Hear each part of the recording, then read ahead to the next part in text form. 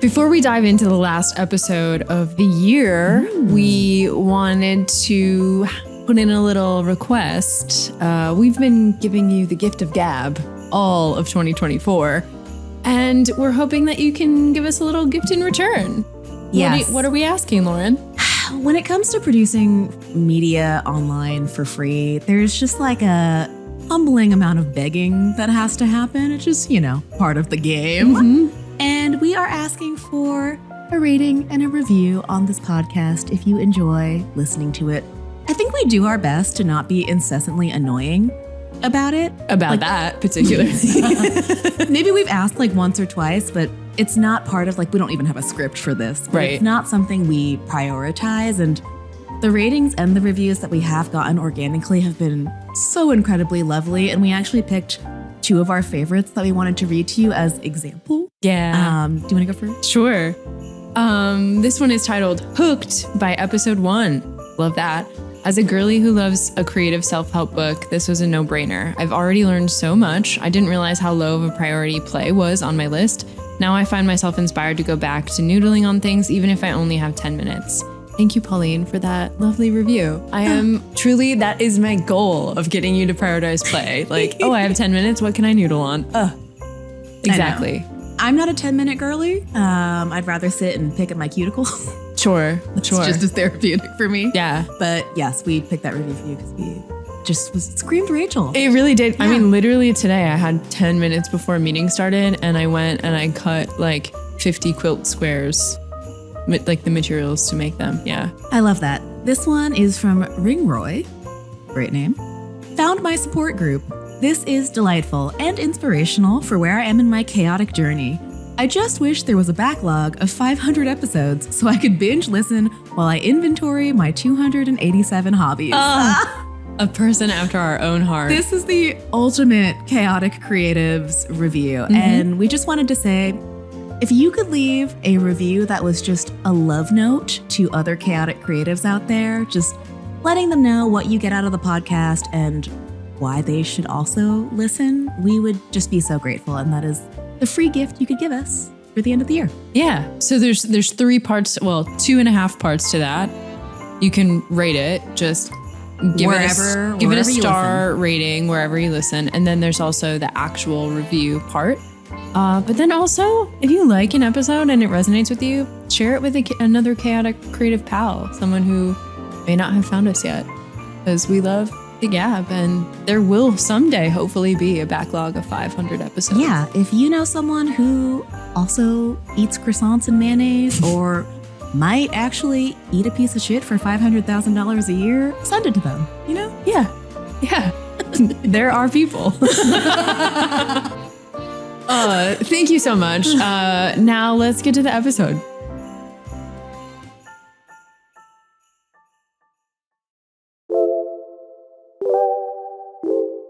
Hello and welcome to Chaotic Creatives, the show about embracing the chaos that comes from living a creative life. We are your hosts, 2 self-proclaimed chaotic creatives, chaotic creative gals. I'm Rachael Renee. I'm your internet hype gal. I'm here to encourage you to use play to live a more creative, confident, fulfilling life.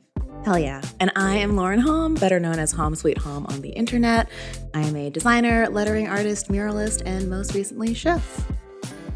Hello and welcome to our last episode before we take a break. So not the last episode of the season, but we're going to take a little holiday break.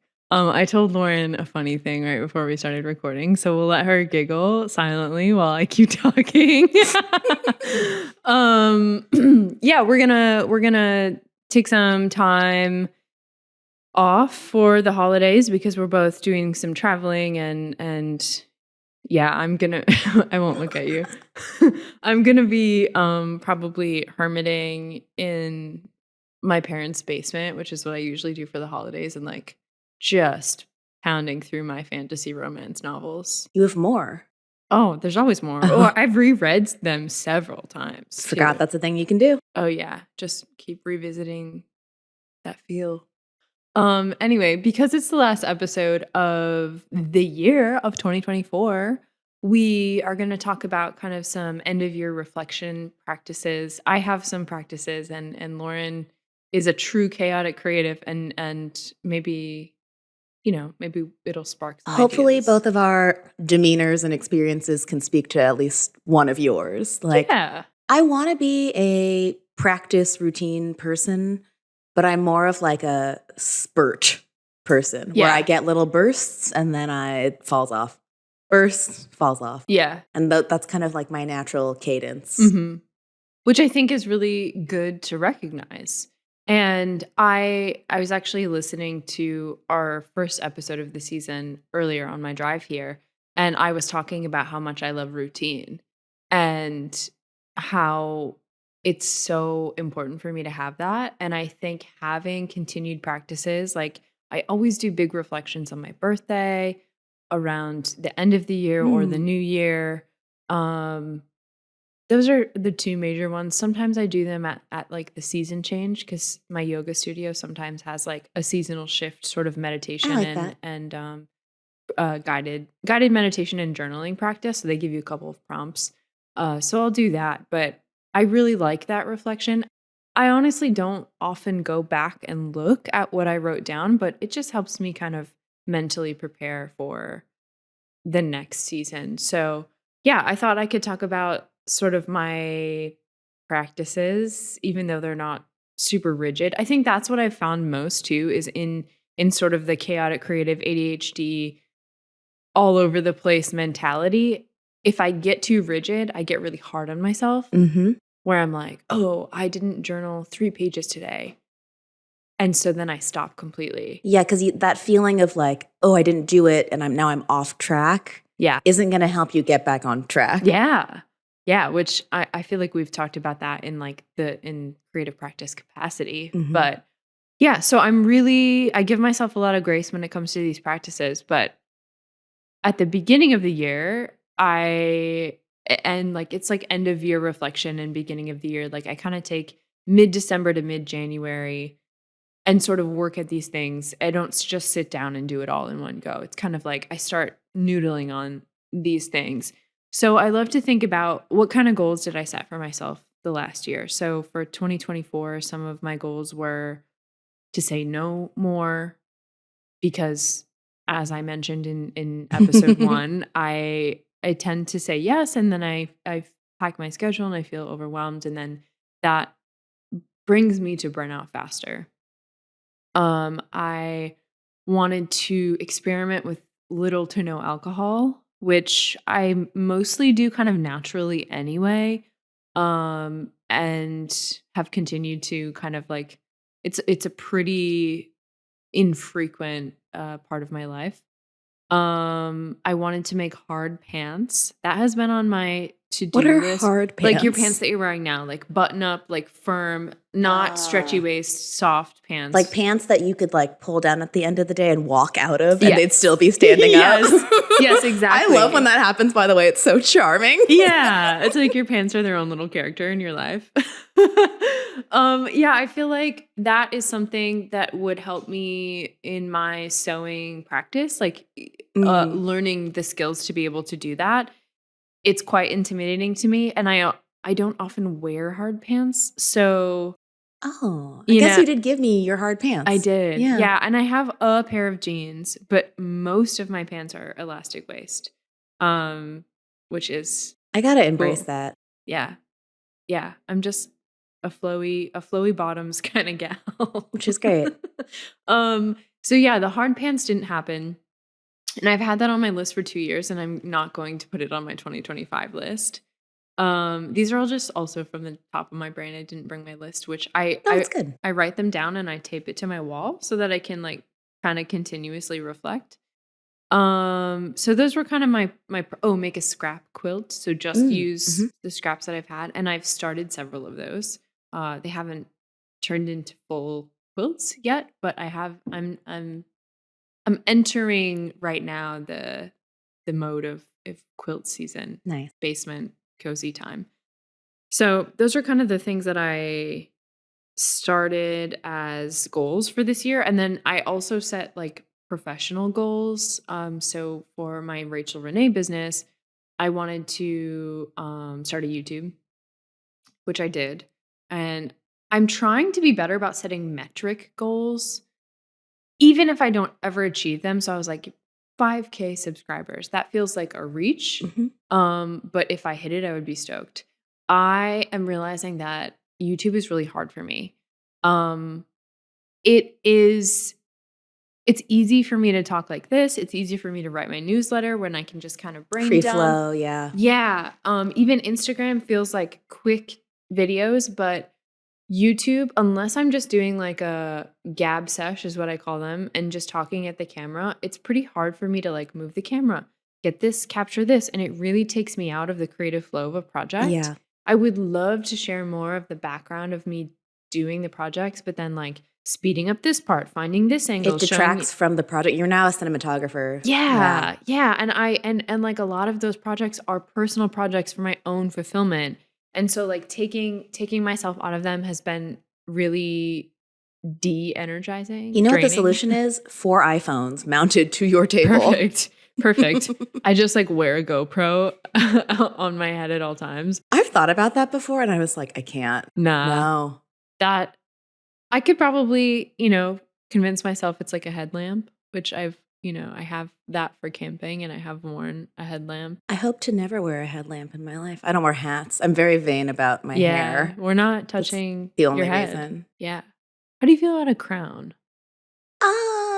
Like I don't know, like a costume crown I know you don't really wear costumes, but what about barrettes? Like I've never seen you wear any accessories eyes up. Like you have nose piercings, you wear earrings. There's no Wow, I didn't even realize my head could be a vessel for my head is a vessel for a lot. Yeah. No, even all of my New York and Michigan friends think I'm a nut, but I won't even wear a winter hat. What about like a babushka style like scarf around your head if it's really cold, like out of necessity? You just don't go outside in the winter, I feel like. Yeah, that's my strategy. That's super fair. Mm-hmm.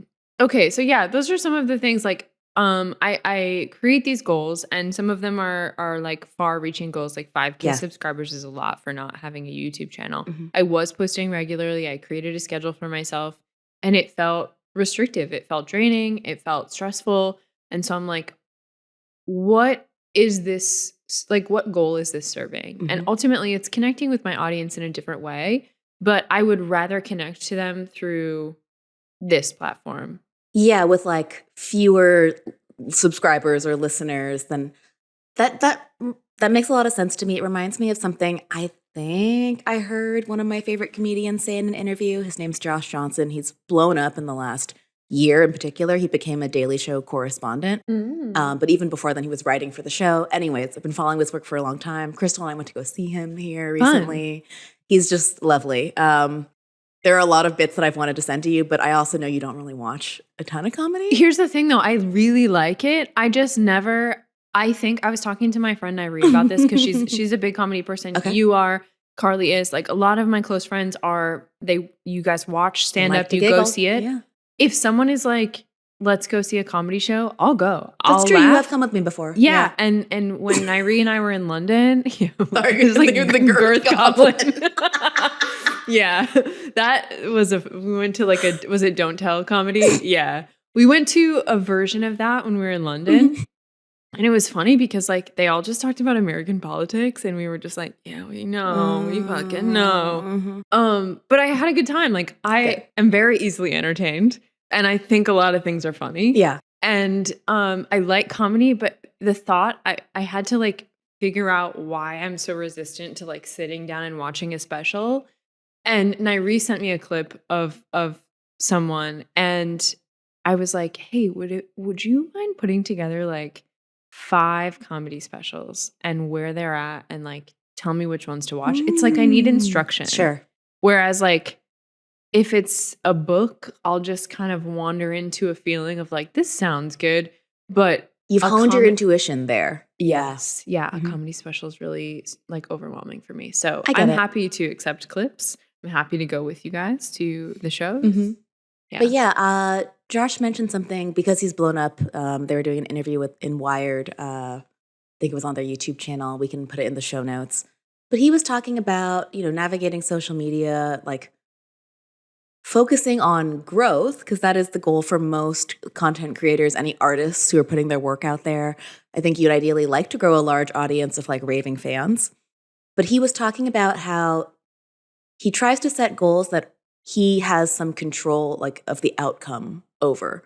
And something like hitting 5,000, 10,000 subscribers, followers, like daddy algorithm is in control, right? Daddy algorithm, like, yeah. We can do something like post every day. So what Josh has been doing is posting one video a day for the last year. And his YouTube subscriber count has gone up like 500,000. It's nuts. He's been putting in the work. He found this kind of formula that works really well where he's doing kind of topical news stuff because it's adjacent to what he does at The Daily Show as well. They're longer clips, so I think the watch time helps with the algorithm. He's talking about, things that are big headlines, making commentary. He's just a nice storyteller. It's not like bop, bop, bop, punchy comedy. He's just like a chill dude who is good at holding an audience's attention. And he's been doing this for like 10 plus years. But yeah, the idea that setting goals where you have control over like, can I hit this goal? Like posting every day. Yeah. Is better than saying, I want to hit 100K subscribers because then you're disappointed. Of course, when you don't hit that, you're like, clearly I suck, but that's not what happened. Right. It's really kind of a crapshoot. Yeah. But like you said, did you write your newsletter every week? Amazing. Yeah, absolutely. I think that's such a good point. And I'm going to take that as I think about my reflections for like the end of 2024 and going into next year, because I think I set those sort of like more metric-based goals when I was working with one of my coaches who I have appreciated that. They're just trying to help me set metrics and try to reach them. But I'm more of a feelings-based. And you're right. Like, can I commit to writing my newsletter every other week? Can I commit to posting 5 or 6 days a week? Absolutely. I do those things regularly. And those will naturally cause growth of whether that's like a deeper connection with my existing audience, which we've talked about, like, I'd rather have, the followers that I have now and never gain another one if I can encourage a deeper connection and help people feel more seen and provide more value to those people that are already there. Yeah, and one thing I've been reminding myself of, because my follower count has gone down over the years, I think algorithms change. It has nothing to do with the quality of your work. I was actually telling Kristle this the other day. Like, one of the biggest, like, the most evidence I have for engagement not being like a good metric to like derive the value of your work from is if you or I posted like our best piece of work tomorrow and it got however many likes, I guarantee you that if the day after we posted that we were getting married, getting divorced, like some huge life event, pregnant, 10 times more likes. It has nothing to do with the work. It's just like what happens to get instant engagement in the algorithm. And the algorithm doesn't know the difference between a good comment, a bad comment, like an excited one. Oh, I mean, you can go to your explore page and like get sucked in by, I went to the dentist today and I can't believe that they said this. And you're like, could they possibly have said? And it's like, you have a cavity. But I click on, like that example didn't happen. But that's like, it's sort of like how the creator catches your attention. And that's just not the type of content you and I are interested in creating. We're not trying to be like, hey, look it over here. Hey, we're like, hey, we provide value in whether it's our art or our commentary or our giggling, It's like, hey, do you need a pal through your screen? Like a creative pal. Yeah. I've been trying to put together a list, and maybe this will be a good topic for the new year, but I've been trying to put together a list of almost like a 10 commandments for myself, a framework of how I want to operate on social media. I love that. And because it's anything goes, right? And you see it done a million different ways. I get in my head about it a lot. I've been posting less this year than the previous years. One of the things that I'm resolute on is I want the things that I post, like, I will not waste my audience's time. I will not do hooks that are just going to keep you there for a second longer. I will get straight to the point. I respect you and your autonomy, and I want you to be off of your phone more. Mhm. And I do, but we all, of course, have things to say on the internet, and they can be helpful. I just don't want to waste people's time. I think that's really beautiful. And like, it can still be a valuable thing and a hook. Like, Yes. you know, sometimes Yes. you can be like, here's 3 of my top tips. And it's like, these tips are all valuable. It's not just like, watch hey, till the end. Yeah. I don't want to. That's so good. We definitely should talk about that. And in you the and new I year. already do that. Yeah. Like, I've just been trying to like extract what have I been doing in the past that works? What do I want to tweak? Like, Mhm. one thing I was telling someone the other day is, you know, I personally absolved myself of any responsibility to respond to every comment and message. I used to. Mhm. And then I realized that like I actually don't like opening my phone because I feel like I just have a bajillion messages now. Yeah. And I had to accept that like, okay, I don't scale, and I'm currently not at a place where I can feel comfortable using technology to scale me replying. Mhm. But I know there's plenty out there should I want to. And like I tried to Yeah. hire a friend to help me answer DMs. I remember that. Yeah. But then I realized it was kind of a trap because I was like, wait, but as my audience gets bigger, I'm going to need more customer service agents. Yeah. And that just kind of felt icky. And then I had the realization, I was like, wait, the person who really wins is Mark Zuckerberg. Mhm. If I respond to all my DMs and set that as the standard, like Yeah. engagement for engagement's sake is bad. Yes. Engagement because you genuinely want to connect, good. Good. Yeah. Yeah. I think that's such a, I can't wait to hear more about your 10 commandments. Stay tuned in January. Stay till the end. Oh gosh. You won't believe what we say at minute 45. But you have to listen to the whole thing to understand the reference. No, we would never do that to you. I love the people who on YouTube, when you're like going and you're trying to find the one thing, and then they're like, here's my whole backstory, and then someone in the first comment is like, what you need is at 160. Timestamp. Yeah. No, it wouldn't be 160 because that would be 2 minutes. Hello, math. Time math. Anyway, Yes. I love the timestamp. But I think that's such a good point, like engagement for engagement's sake. And also the like quote unquote rules are always changing of like what's gonna help you. And so the more that we can just like lean into being authentic, I'm not gonna be dancing on to the trending songs. I've never used the trending audio. I like using my like metal songs or my punk songs. And that feels good to me. That feels more authentic than me trying to like sync up audio and like do a dance and whatever. Like that's just not, I don't want to. Yeah.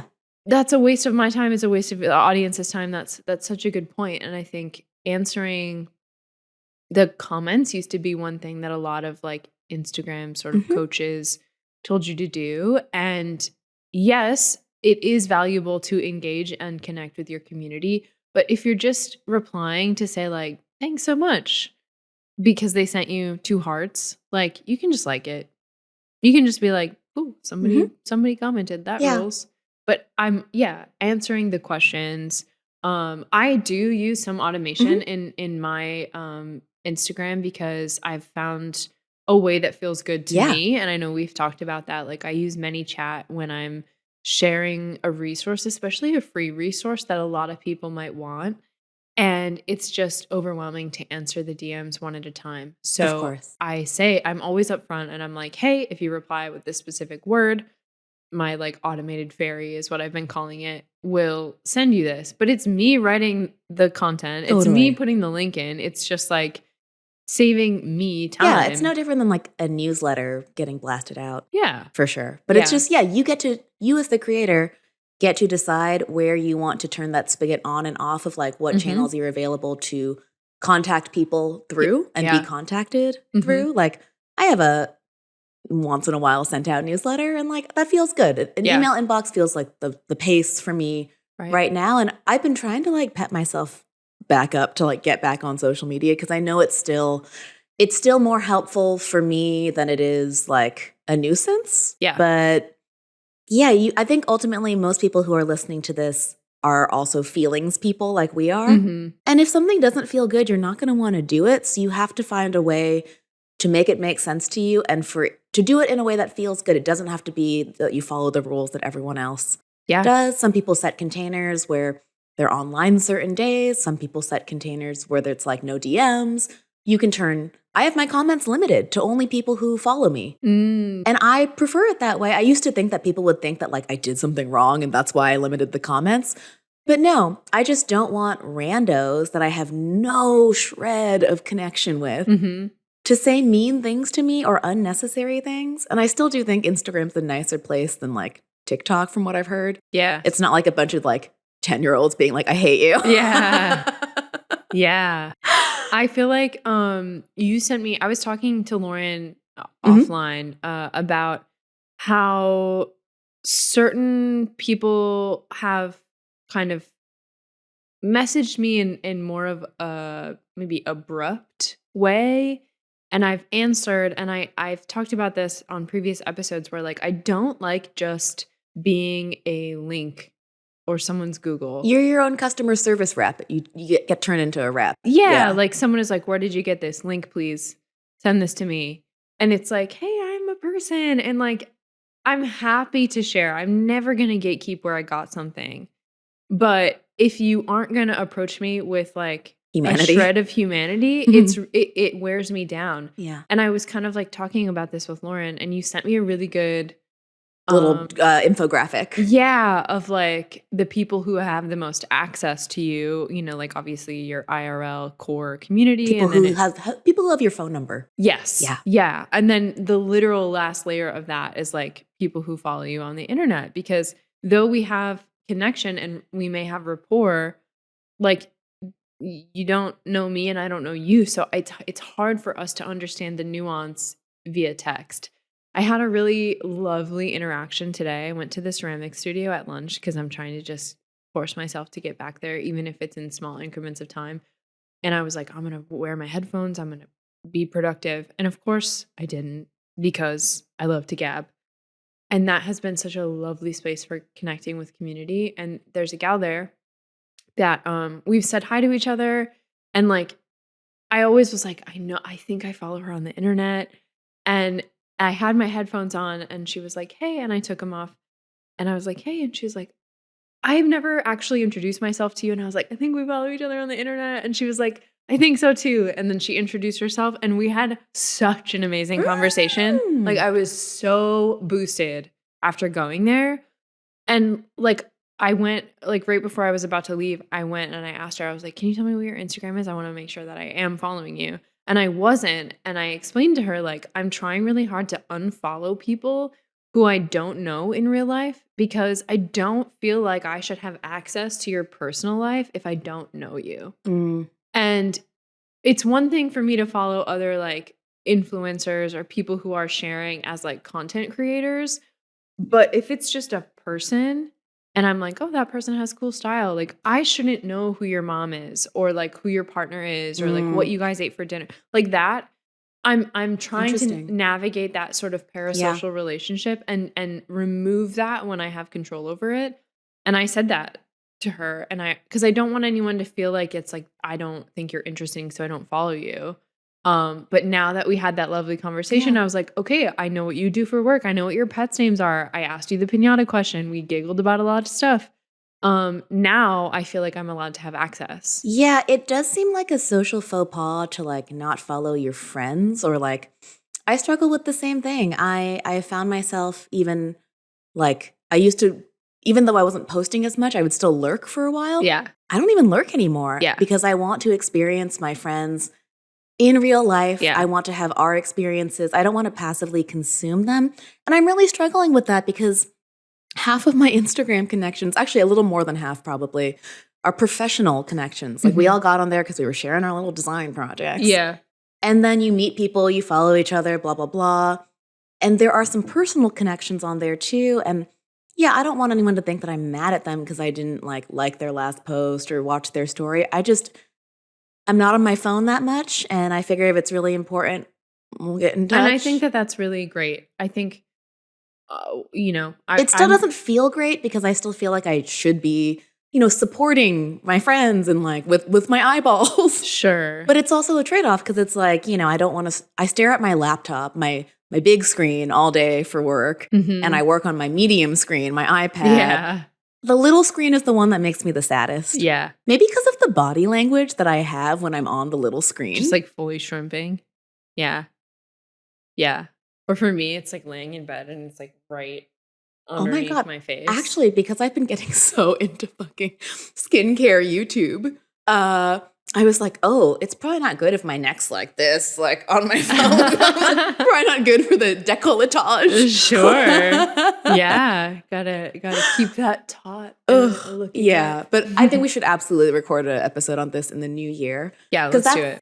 I know that this episode is about like reflections. Yeah. And the next episode will be about like, not necessarily resolutions, but maybe things we want to orient ourselves towards. And I think there's nothing wrong with setting metric-based goals, but I do struggle with them a lot of times because I think as a chaotic creative, but also an overachiever, like looking for acceptance that way by like achieving my way somewhere, I tend to really white knuckle the metric goal. Sure. And I understand why people say, you know, choose a number because then it's a tangible thing to work towards, not a feeling thing to work towards. But if it's less helpful to you, then you don't need to do that. Yeah. If it's going to make you feel bad about yourself, don't. Yeah. And like, I really resonated too with that point you made earlier about saying no to more things because it reminds me of a conversation Kristle and I had maybe last year. It was a while ago, but I thought this was a pretty apt analogy. We've talked about that. I think we've talked about that Questlove quote about giving yourself time to hear your ideas, like having downtime.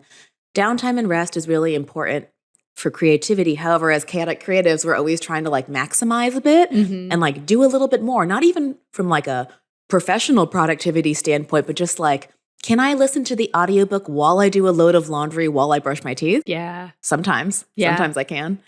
And the analogy was, it's like when you go to a coffee shop and you order a coffee and they ask, would you like room for milk? And some people say yes, some people say no. I always say no because I just want all the coffee. But the phrase we've been using is leave room for milk, like in your schedule, in your life. I love that. I think it's funny that like I say no to milk because I don't want milk in my coffee. Why? You say because I like black coffee. I thought it was because it gave you the shits. Oh no, not in that amount. Ice cream, on the other hand. Anyway, but you say no to milk because you want more coffee because you're a maximizer. Yeah. Sometimes I have to work against my maximizing tendencies. My friend Z is the ultimate maximizer. He will ask for he'll ask for beverages when we go out to like restaurants and stuff with no ice. Like he just wants the full glass of beverage. Gosh. Yeah. Oh, that's so interesting. So do you think that you would sacrifice your own personal preferences in order to maximize? Like, do you like milk in your coffee? I don't like milk in my coffee. Yeah. Okay. Because I could see you being like, I like it, but I don't need it today. I need to extract more value. I think that I lead with my personal preferences. Okay. Because it's like, you know, is the juice worth the squeeze? There is only so much juice you're going to get out of the lemon, right? Yeah. Before it's just all pith water. Yeah. And so but if possible, I do like to like get a little bit more out of something. And I think that's really lovely. It works. It's wonderful in so many ways, but I think this is where, as chaotic creatives, just self-awareness comes into play, where you need to know that's your tendency and like take a beat before you make your decision and say, am I doing this like because I just want to maximize the value out of this or squeeze an extra drop? Or is this actually helpful to me? So for example, I think a lot of people can relate to this. It's like hoarding art supplies where you pick up those boards that you saw on the side of the street and you're like, oh, I'm totally going to upcycle these. They sit in your garage for 6 months and then a year and then 2 years. And then you're like, I got to get rid of these boards. It's just knowing, it's the urge to pick up the street junk. Yeah. That we have to say. Do you have a plan for this right now? Right now. It's like not grocery shopping for like stocking your pantry for the far, far future. Like, buy what you need. You can always go back. You can always go back. Yeah. I think you talking about leaving room for milk in your schedule reminded me that one of my goals for this past year was also to build rest and creative play time into my schedule. And I failed at building it in. You know, Okay. I fit it in how I normally would, but I did not dedicate calendar time to it. And I think that's something that I would like to do into the new year. So yeah, I think we touched on it a little bit. It's probably time for us to wrap up. I think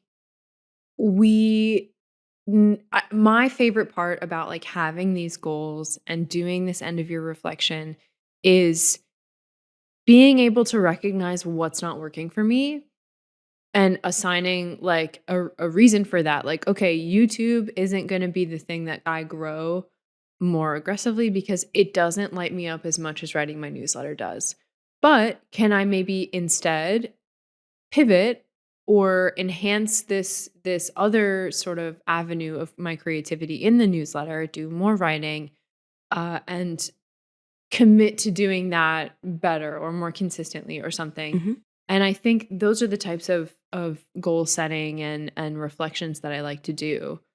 And maybe when we talk about the 10 commandments of creating content in the New Year episode, we could also talk about any goals. Yeah, after we've digested these reflections. 'Cause Yeah. I didn't really come into 2024 with any specific goals other than continue the healing process from my breakup on a personal level and figure out what my life looks like when it's just me, really getting in tune with what I want. And then professionally, my goal was, okay, I'm going to get back to Detroit and just kind of like jump back on the bandwagon. Like we pressed pause and now I'm back and we're going to hit the ground running. And for a myriad of reasons that I legally cannot talk about at the moment as of this recording, that didn't happen. Yeah. We talked about slow creative work and some of the other things in previous episodes. It got thrown off again, we talked about things that are outside of your control. Yep.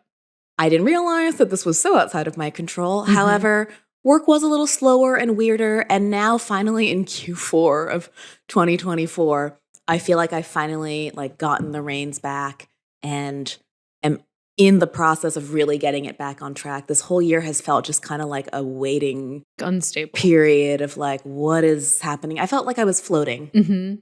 And, you know, there were still lots of little moments of joy and fun and creative inspiration. But I think that sometimes I look back at my early career and I had just had so much resolution about like, I want this and I'm going to go for it. Yeah. And at 33 now, 10 years later, I'm just kind of like, I'm kind of good with whatever, but that's not really helpful. Sure. And I think through trial and error and like dipping your toes in the water of things are the only way you figure out what you want. Yeah, and I think the older we get, and we talked about values in a previous episode, like we come to value different things. Like when we're 20 and eager and hungry for success and whatever that looks like in our horny for success. And I think the older I get, at least, the more I want a balanced, kind of slower life. And so I'm not willing to hustle as much as I used to. I still do. I try to gaslight myself into hustling. Yeah. I think like, I just don't, I'm not willing to prioritize just the hustle anymore. Because I recognize how important rest and play are to me. But yeah, I think I'm really excited to reflect on do a deeper reflection because we kind of just hopped right into this. And so this is like off the cuff. But I think also giving ourselves the grace of like, it doesn't even have to be looking at a year. Like one of the things that I added to my sort of ongoing Notion template that has my goals in it is things that I accomplished that weren't on the goals list. Because it's like giving myself the flowers, right? Like okay, yeah, you didn't grow your YouTube, but you did this instead. And that's really cool. Like you started a podcast and now you're in season 2. And that's awesome. And we should be proud of those things that, you know, we shouldn't see things that could potentially be viewed as detours as like detracting from our goals. It's just that we're taking a different path to get there. Yeah, it reminds me of, the advice that's given a lot of times of, we probably even said it ourselves, like nothing is ever a waste of time. Anything that you were attracted to, wanted to try, like even if it is a detour or a side quest. And I'm really saying this to try to validate myself too, of like, For sure. taking a big side quest, going to culinary school, because that just seemed like something I'd like to do, even though I didn't have a specific career outcome attached to it. I think that it's so rare to give yourself the gift of like doing something you want to do just because. Mm-hmm. We talk about how playful we were as kids, just kind of trying anything and everything and approaching things with kind of like an awe and wonder. Yeah. That once we learn the rules and grow up, it becomes increasingly harder to do that. And I think that, one thing that we can all be proud of ourselves of is nothing is ever a waste of time. If you tried it, you probably learned something. We talk about this in a career sense too. A lot of times our parents will say this, where like every skill that you have from a previous job, all skills are transferable. Oh, absolutely. All skills are transferable, and you might not see the vision or the path for them yet, but you never know when you're going to dip into your toolbox, a couple years later. For sure. Take those out. Like one thing that was quite delightful for me this year was in all of the chaos that ensued professionally, my dormant student body president that lies asleep within me just like bloomed. She fucking bloomed. She's back. Like, tell me more. So if anyone is a Myers-Briggs person, I'm an ENFP, which means I'm a campaigner. Okay. I'm a good organizer. I'm good at getting the friend groups together. I'm good at like planning. It's very eldest child energy. Sure. And it means that you are like, what's the word? You can like inspire a crowd. Like you can get the people, riled up. And so when the alarm bell started kind of going off in like my head of like, okay, something's weird with my business, I started contacting other artists being like, hey, is this going on? What's going on? And I ended up organizing a group of us together, and that's how we solved the problem. Mm-hmm. Mm-hmm. And even though it's been a very tumultuous year, I was really proud of myself for like, oh yeah, I forgot that like intuitively inside of me is a take action person.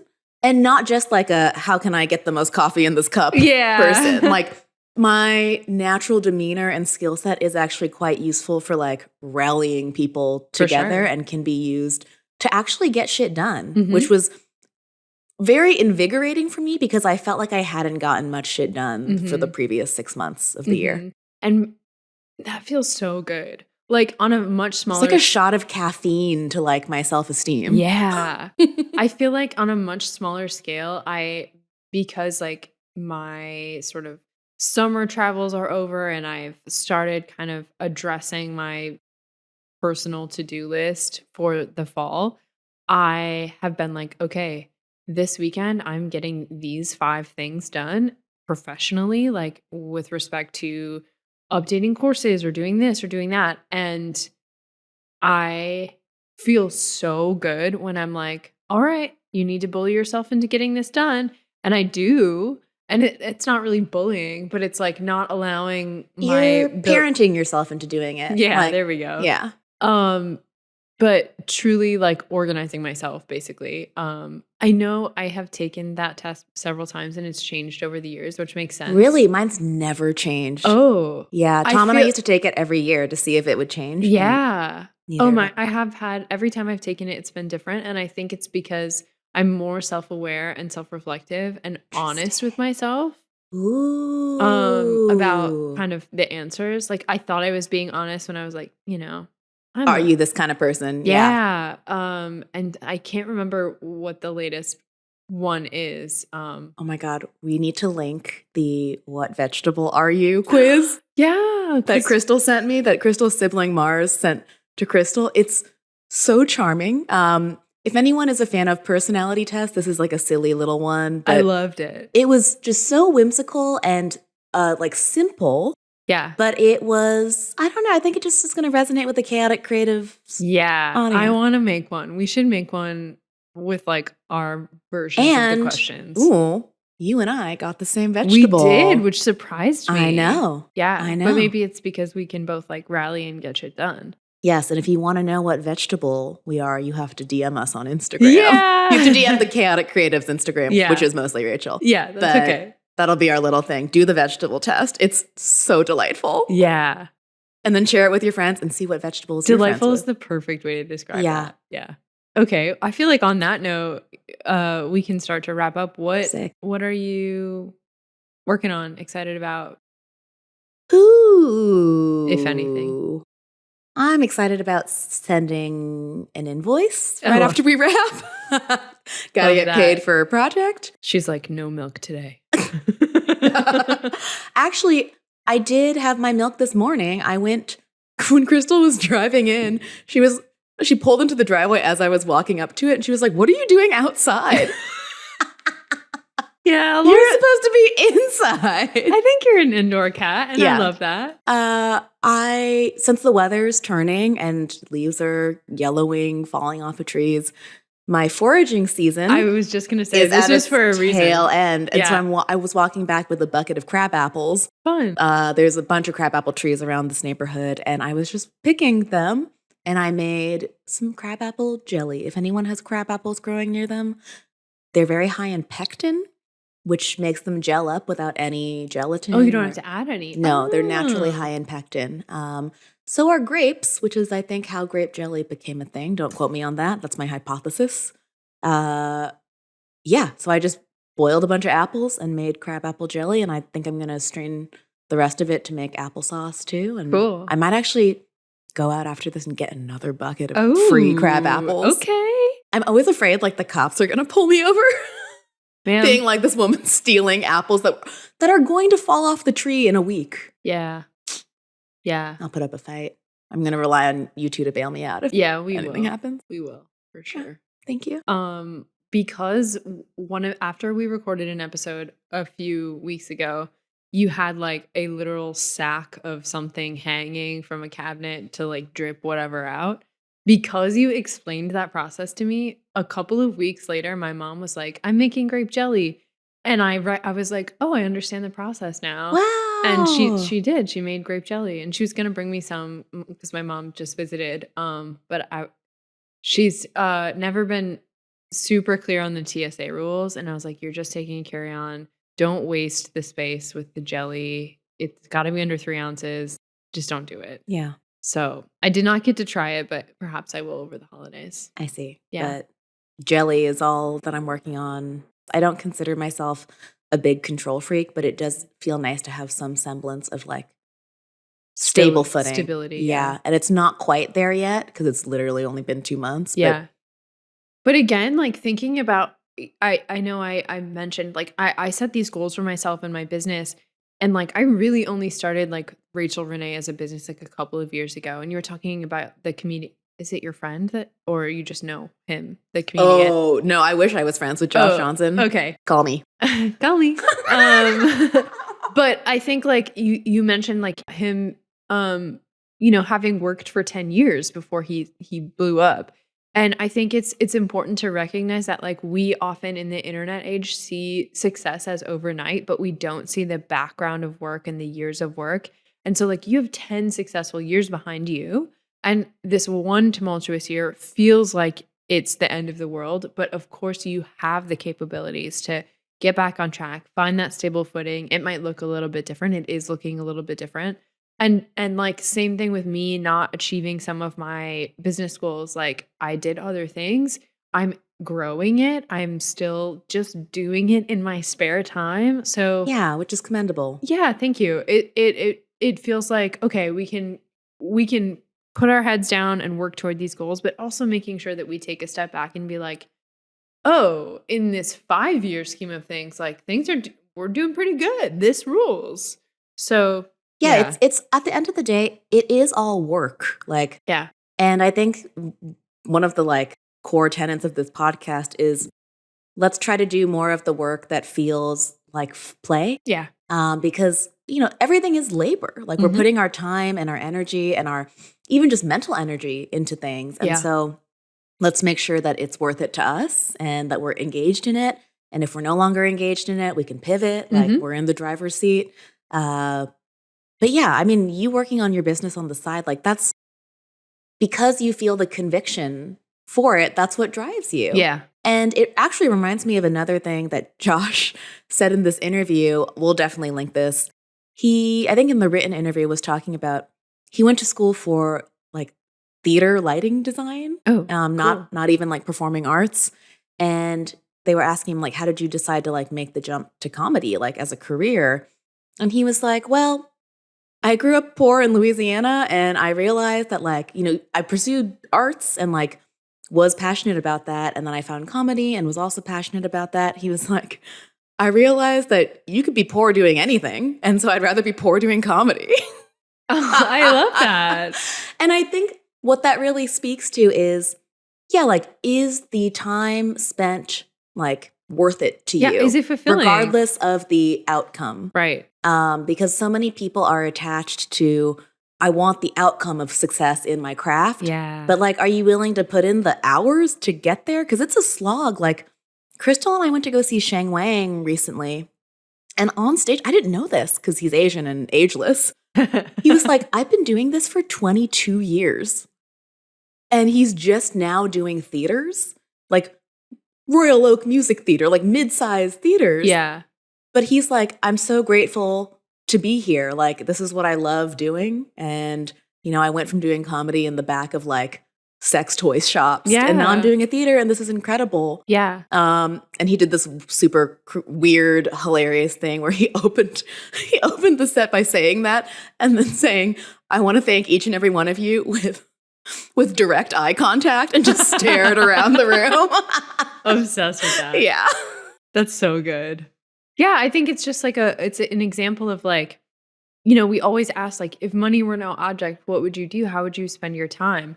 But then it's so easy to get sucked into like, oh, I can make money doing this. Like I find myself doing it a lot with my stationery business and thinking like, oh, well, I could just like make a print or a sticker or something and like sell that. And then I'm like, you are doing that because you want to make money.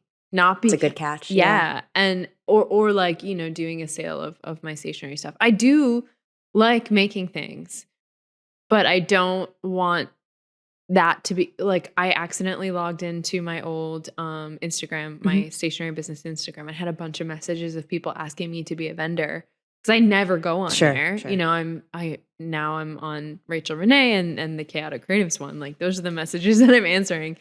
And I had this urge to be like, ooh, I could sell some of my old stock. Yeah. And then it was like, no, little maximizer. Girlfriend, you don't like doing this. It's very draining for you to go do an event. Don't do it. And I had to catch myself. That's smart. But then at the same time, when we talked about all skills being transferable, when you do feel that pull of like, oh, hell yeah, I really want to make this, like your hats. Oh, yeah. You have the skill set of the vendors, the like how to produce it, how to ship it. That is on autopilot for you in a way that it is not for me because I don't sell physical products. Exactly. Yeah. Like it's yeah. No education is ever wasted. That's one of the things. You get to whip it out when you want to. Yeah. That's one of the first things my therapist told me because I was like talking about, you know, like, oh, what if I want to be a creative and, you know, I have a master's degree, and she was like, no matter what happens, no education is wasted. And that has stayed with me. I have said a couple times, like, let's wrap this up, and then we're just gabbing. Yeah, sorry. No, it's okay. I'm eating a cookie now, so we should wrap it up. Okay. Cool. Wait, first tell me how the cookies are. I made these cookies. You are correct. They are not very sweet. I don't mind. They're still good. I'm still eating them as if I've never eaten. But like I had 4 of them for breakfast with my coffee this morning because it's oatmeal. Yeah. Yeah. They're good. They're good. They're just like, I prefer a sweeter cookie. I think because they're chocolate too, it helps because chocolate, like I like dark chocolate. So this is just, it's registering as a dark chocolate oatmeal muffin cookie. Okay. All right. But like, if you ate the ones I made, they'd probably taste way too sweet compared to I'm those. For sure going to have one. They're really good. That's kind of what I've been surprisingly into this weekend. I made 2 different soups and froze some and have some for me to eat this week. I had a craving for sweets, and so I found this cookie recipe. I also A couple of years ago, I did this nutritional therapy course called You mentioned, Root yeah. Cause Reset, just to kind of like deal with some inflammation and gut shit. And I'm like internet pals with Diane who runs the course. She's a nutritional therapist and she's like funny and sassy and I love her. And I messaged her and I was like, I'm sure you've posted this in a Root Cause Reset like reference, but did you ever share a pumpkin spice like coffee recipe? And she linked it to me. And so I made pumpkin spice syrup and then have been making like these, I guess not healthy. Well, kind of. It's like pumpkin. There's a little bit of maple syrup and vanilla in there, and then like pumpkin pie spices. And then you mix some of that syrup with like coconut milk and your coffee and collagen. And that's what I'm drinking right now. Kind of like a health tonic of sorts. Yeah, just like a better for you coffee. And, Sure. And like I won't spend money at Starbucks. So There you go. Yeah, BDS. BDS, baby. Yep. So anyway, who would have thought that Rachel would be excited about cooking, baking, whatever? I love seeing when you're like doing a little cooking meal prep on Instagram. It's kind of like every once in a while I get a little burst. You gotta like get you a were burst, talking. yeah. Like I sent Lauren a voice message and I was like, okay, be honest. Do you think I can keep sourdough alive? And can I have some of your starter when you like do discard? And she was like, yes, you can have some, but I don't think you can keep it alive. And I really appreciate that honesty because you're right. But you will be taking some after this and just give it a shot. Yeah. Okay. I have some for you. I fed it. It's ready to go. I need like full instructions. Maybe naming it will help. Actually, that might be more devastating if it dies. Yeah. I'll give you instructions. Okay. There's a way to do it like lazy girl style. Okay, sick. That's me. Yeah. And then to finally wrap up, I am really excited because when my mom was here this weekend, we had like just like slow mornings and she sleeps a little bit later than me because the cats get me up really early to feed them. And so I sat and had my little pumpkin spice bev at the kitchen table with my quilt books and made a plan for a quilt that I'm going to gift to someone that I care about. And I'm really excited about it. Yeah. Yeah. Sorry, I know the insider information. Yeah. So I think that is going to be really fun and I would like to work on that. So this is it for 2024 for Chaotic Creatives. Happy New Year. See you in 2025. Bye. Bye.